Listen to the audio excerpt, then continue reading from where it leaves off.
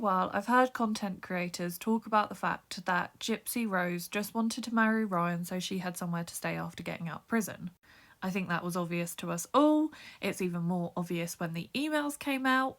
But something I didn't realise until I watched this Lifetime show is Gypsy said that herself. Now, what I find interesting about that is she didn't say that to Rod, she said it to Christy. She said, I married him because I felt like a loser being in my 30s and living with my parents, so I didn't want to be a burden, so I wanted to marry Ryan.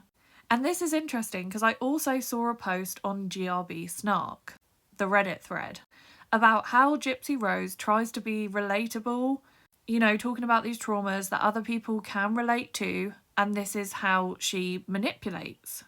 And I've just done a deep dive into Rod Blanchard and his relationship with Dee Dee Blanchard over on my YT, and when he heard this information from Christy, he felt really awful and he started to relate it to his own experience of marrying someone not for the right reasons, and then started enabling her poor choices and not holding her accountable like arguably they should have done.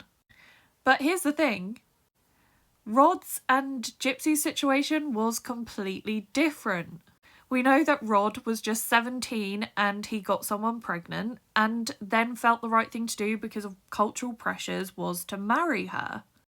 Gypsy was in prison for the M-word and just didn't want to come home, so she purposely sought out someone from Louisiana just so she could get a different address and arguably make Ken jealous. But these situations aren't the same, but they're relatable enough for Rod to then excuse the bad behaviour. And this is what I love about deep diving into true crime and just seeing these patterns, because Gypsy Rose Blanchard is someone with such obvious patterns.